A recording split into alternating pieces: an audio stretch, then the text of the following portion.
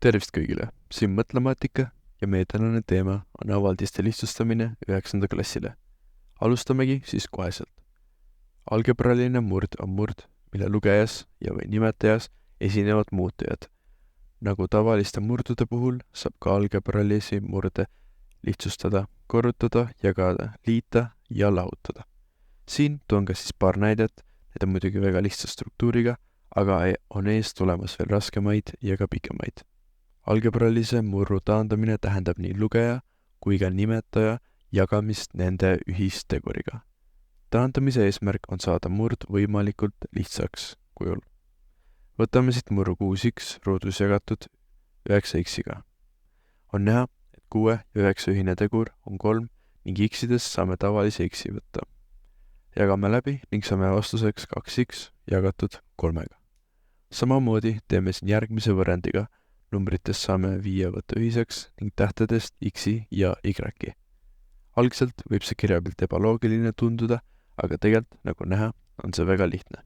Kui algebralise murru lugejas või nimetajas on miinusmärk, tuleb olla ettevaatlik taandamisel, kuna miinusmärgi ette jääb alles. Siin samamoodi nagu eelmisel murdudel leiame ühised tegurid ning jagame sellega.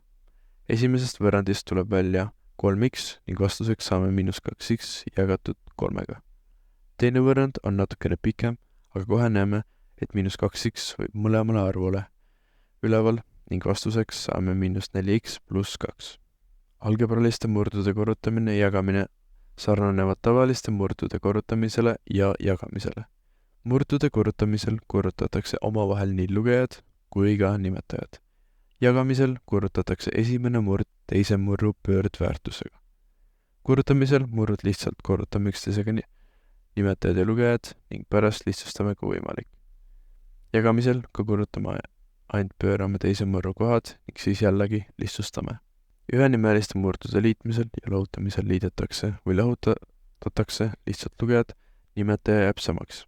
Võtame esimese näite. Siin kohe saame murru kokku panna, jättes alla sama 5. Vastuseks saame 5x jagatud 5-ga ning siit saame 5 veel maha tõmmata ja jääb vastuseks ainult x. Lahutamisel teeme sama asja ning vastuseks tuleb 2x jagatud 7-ga. Erinimeliste murdude liitmisel ja lahutamisel tuleb esmalt leida ühine nimetaja, seejärel viia murrud ühenimelisteks ja lõpuks liita või lahutajate lugejad. Toome siia ka paar näidet. Selle tehtel siin peame leidma lähima ühise korrutise. Mina leidsin selleks 20, mis tähendab, et 3x-i peame korrutama 5-ga ning 8x-i korrutama 4-ga. Vastuseks tuleb 23x jagatud 20-ga. Teisel tehtel samamoodi proovime leida seda ühist korrutist. Siin saame võtta selleks 6, mis tähendab, et ainult teist murdu peab korrutama 2-ga. Vastuseks tuleb siin x jagatud 6-ga. Selleks saime tänane 9. klassi teemal läbi.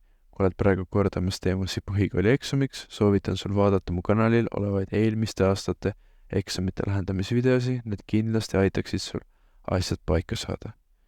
Loodan väga, et teile video meeldis ja kindlasti ka likeige, kui sellest kasu saite. Kuniks järgmiseni videoni, nägemist!